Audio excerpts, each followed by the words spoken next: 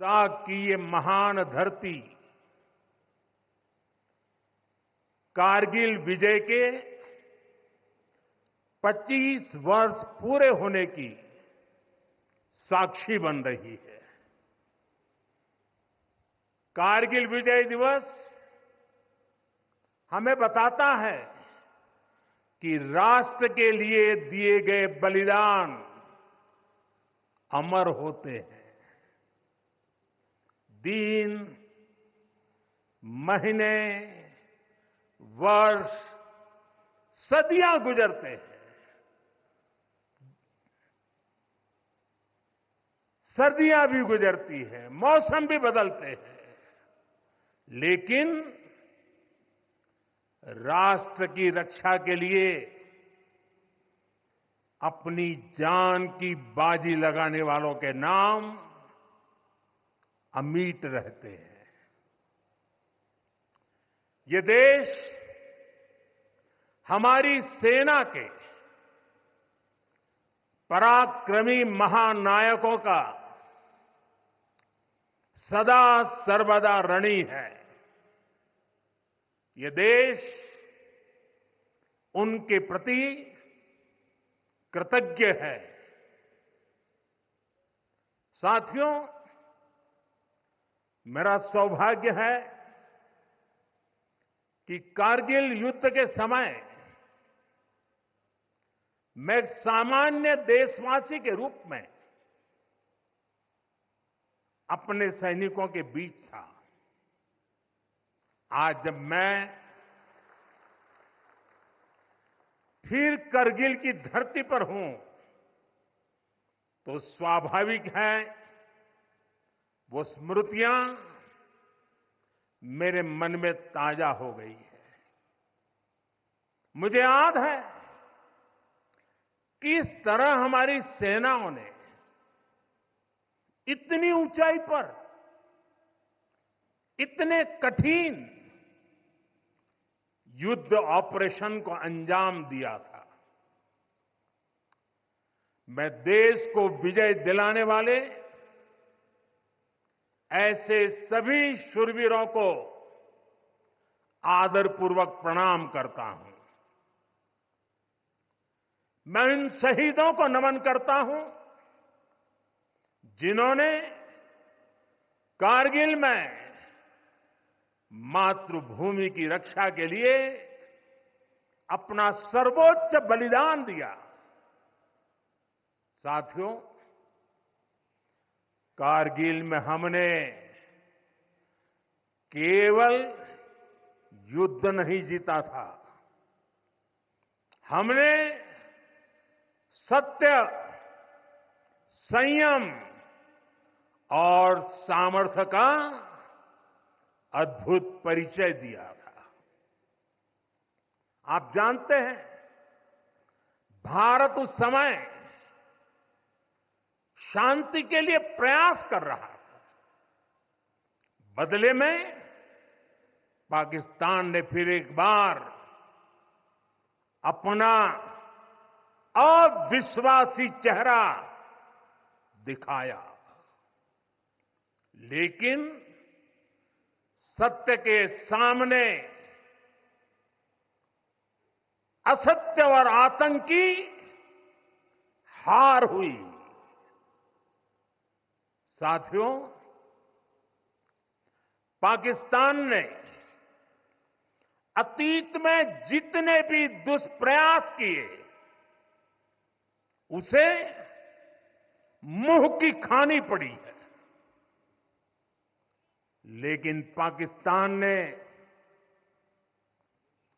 अपने इतिहास से कुछ नहीं सीखा है। वो आतंकवाद के सहारे, प्रॉक्सी वॉर के सहारे अपने आप को प्रासंगिक बनाए रखने का प्रयास कर रहा है।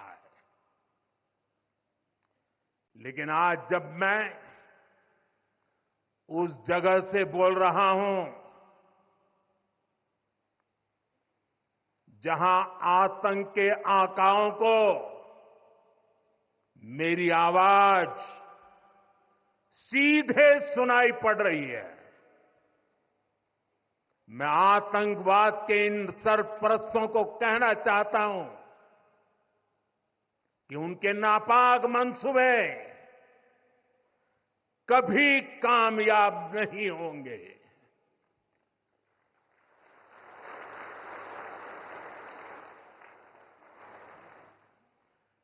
आतंकवाद को हमारे जाबाज पूरी ताकत से कुचलेंगे। दुश्मन को मुंहतोड़ जवाब दिया जाएगा। साथियों, लद्दाख हो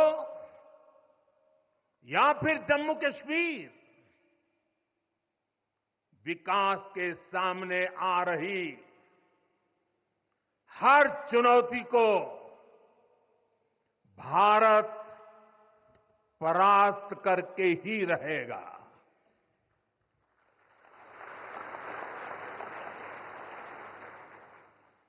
कुछ ही दिन बाद इस 5 अगस्त को आर्टिकल 370 का अंत हुए 5 वर्ष पूरे होने जा रहा है। जम्मू कश्मीर आज नए भविष्य की बात कर रहा है, बड़े सपनों की बात कर रहा है। जम्मू कश्मीर की पहचान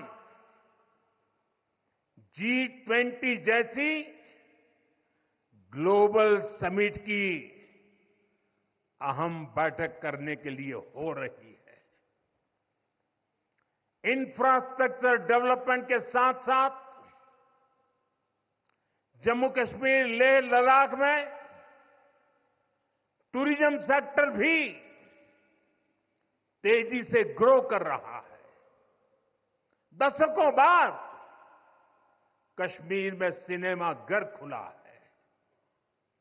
3.5 दशक के बाद पहली बार श्रीनगर में ताजिया निकला है। धरती का हमारा स्वर्ग तेजी से शांति और सौहार्द की दिशा में आगे बढ़ रहा है। साथियों, आज लद्दाख में भी विकास की नई धारा बनी है। सिंकुल्ला टनल, इसके निर्माण का काम शुरू हुआ है। सिंकुल्ला टनल के जरिए लद्दाख पूरे साल हर मौसम में देश से कनेक्टेड रहेगा। ये टनल लद्दाख के विकास और बेहतर भविष्य के लिए नई संभावनाओं का नया रास्ता खोलेगी। हम सभी को पता है कि कठोर मौसम की वजह से लद्दाख के लोगों को कितनी मुश्किलें आती हैं। सिंकुल्ला टनल के बनने से ये मुश्किलें भी कम होगी। मैं लद्दाख के मेरे भाई बहनों को इस टनल का काम शुरू होने के लिए विशेष बधाई देता हूं। साथियों, लद्दाख के लोगों का हित हमेशा हमारी प्राथमिकता रहा है। मुझे याद है कोरोना के समय में करगिल क्षेत्र के हमारे कई लोग ईरान में फंस गए थे। उन्हें वापस लाने के लिए मैंने व्यक्तिगत स्तर पर काफी प्रयास किए। ईरान से लाकर उन्हें जैसलमेर में ठहराया गया था और जब स्वास्थ्य की दृष्टि से पूरी तरह संतोषजनक रिपोर्ट मिले, उसके बाद उन सबको उनके घर तक यहां पहुंचाया था। हमें संतोष है कि हम अनेकों जिंदगियों को बचा पाए। यहां के लोगों की सुविधाएं बढ़े, ईज ऑफ लिविंग बढ़े, इसके लिए भारत सरकार निरंतर प्रयास कर रही है। बीते 5 वर्षों में ही हमने लद्दाख के बजट को 1100 करोड़ से बढ़ाकर 6000 करोड़ रुपए कर दिया है। यानी करीब करीब 6 गुना की वृद्धि।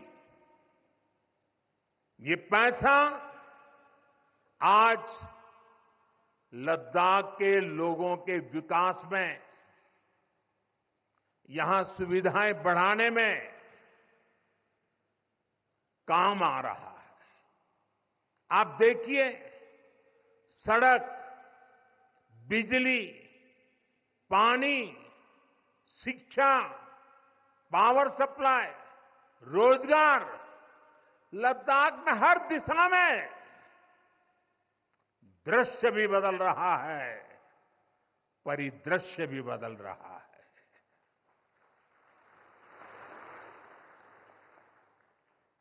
पहली बार यहां होलिस्टिक प्लानिंग के साथ काम हो रहा है। जल जीवन मिशन की वजह से अब लद्दाख के 90% से ज्यादा घरों में पाइप से पीने का पानी पहुंच रहा है। लद्दाख के युवाओं को क्वालिटी हायर एजुकेशन मिले, इसके लिए यहां सिंधु सेंट्रल यूनिवर्सिटी का निर्माण हो रहा है। पूरे लद्दाख क्षेत्र को 4G नेटवर्क से जोड़ने का काम भी चल रहा है। 13 किलोमीटर लंबी जोजिला टनल का काम भी जारी है। इसके वजन बनने से नेशनल हाईवे नंबर 1 पर भी ऑल वेदर कनेक्टिविटी हो जाएगी। साथियों, हमने देश के सीमावर्ती क्षेत्रों में विकास के असाधारण लक्ष्य तय किए हैं। चैलेंजिंग टास्क को अपने हाथों में लिया है। बॉर्डर रोड ऑर्गेनाइजेशन बीआरओ ने ऐसे लक्ष्यों को पूरा करने के लिए अभूतपूर्व गति से काम किया है। बीआरओ ने पिछले 3 साल में ही 330 से ज्यादा इंफ्रास्ट्रक्चर प्रोजेक्ट पूरे किए हैं। इसमें लद्दाख के विकास कार्यों से लेकर पूर्वोत्तर में सेला टनल जैसे प्रोजेक्ट भी शामिल है। मुश्किल टेरेन्स में विकास की एक गति नए भारत की क्षमता और दिशा दोनों दिखाते हैं। साथियों, आज की वैश्विक परिस्थितियां पहले से अलग है। इसलिए हमारी सेनाओं को हथियारों और उपकरणों के साथ साथ कार्यशैली और व्यवस्थाओं में भी आधुनिक होना चाहिए। इसलिए देश दशकों से डिफेंस सेक्टर में बड़े रिफॉर्म्स की जरूरत महसूस करता रहा था। सेना स्वयं वर्षों से इसकी मांग कर रही थी, लेकिन दुर्भाग्य से पहले इसे उतना महत्व नहीं दिया गया। बीते 10 वर्षों में हमने डिफेंस रिफॉर्म्स को रक्षा क्षेत्र की पहली प्राथमिकता बनाया है। इन रिफॉर्म्स के कारण आज हमारी सेनाएं ज्यादा सक्षम हुई हैं, आत्मनिर्भर हो रही है। आज डिफेंस प्रोक्योरमेंट में बड़ी हिस्सेदारी भारतीय डिफेंस इंडस्ट्री को दी जा रही है। डिफेंस में रिसर्च एंड डेवलपमेंट बजट का भी 25% प्राइवेट सेक्टर के लिए रिजर्व किया गया है। ऐसे ही प्रयासों का परिणाम है कि भारत का डिफेंस प्रोडक्शन अब 1.25 लाख करोड़ रुपए से ज्यादा हो चुका है। कभी भारत की गिनती हथियार मंगाने वाले देश के रूप में भी थी।